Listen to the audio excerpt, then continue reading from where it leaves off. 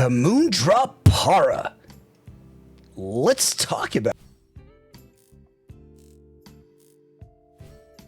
Now, this is a loaner sent out to me from Apos Audio. I wanted to thank them for the opportunity to demo this headphone. It's always a treat to check out headphones at home, something a little bit different, something a little bit unique, something not always done due to shipping costs being expensive.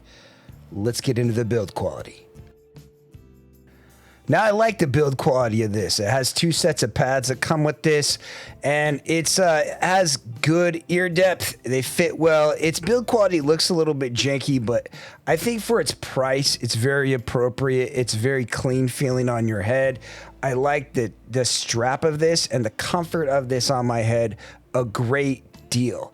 Now, the cable, if you look at it, it's kind of an interesting cable. It's functioning, but not super exciting. It's kind of cloth, but it's functioning. Here's the other set of pads. So, there we go. So, what do we think of this headphone? It's interesting because it measures almost exactly the same as the Hi-Fi Man Edition XS, but I kind of don't like it as much, but it's still a really solid headphone. Let's look at some graphs and then we'll kind of talk about the value proposition of this guy. All right, let's look at the graph of the Moondrop Para. This is a Super Reviews unit. This is how he measured it. I actually don't have an over-ears unit, something I might look into someday, but right now I'm more focused on IEMs. But when I get the opportunity, I will try to share my opinion with headphones.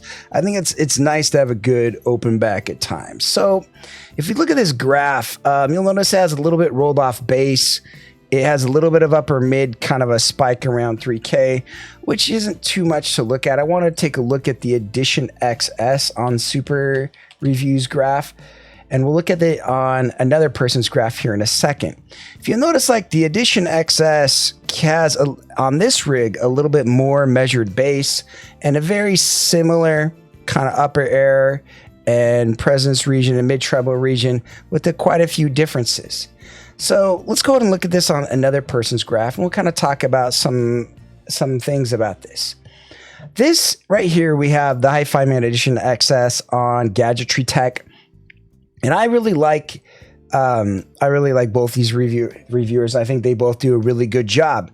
And if we look here, you can see that we have the Edition XS. It just shows off up with a little bit more bass and very similar kind of regions on this graph here.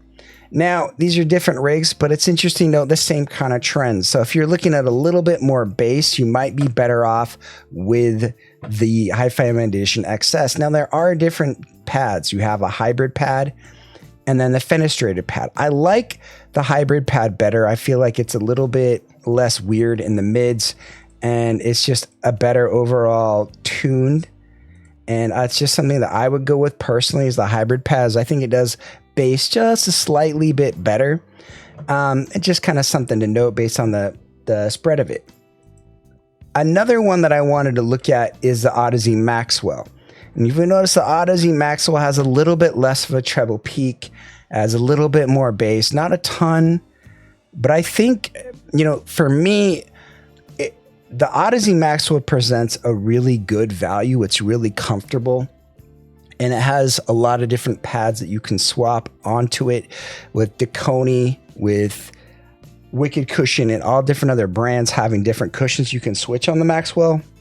So it already has a really nice profile, and it gives a lot of different options. Now, I get how some people might want a headphone that's wired, and there are options like the Para is a pretty good option, and the Edition XS is an option.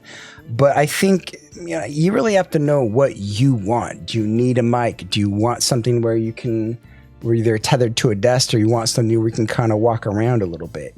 And the Maxwell provides good, and I think a little bit better quality sound for that price. So I do have a small headphone ranking list if you guys ever want to check it out. I think it's interesting. You look at the Moondrop Para, I think it's a solid choice. I think it has pretty good technical chops. I think it has pretty good tuning. I like it enough.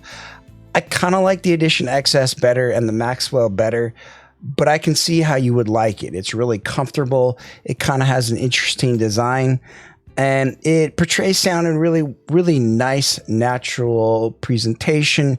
but it does come across very analytical and bright due to its lower bass shelf.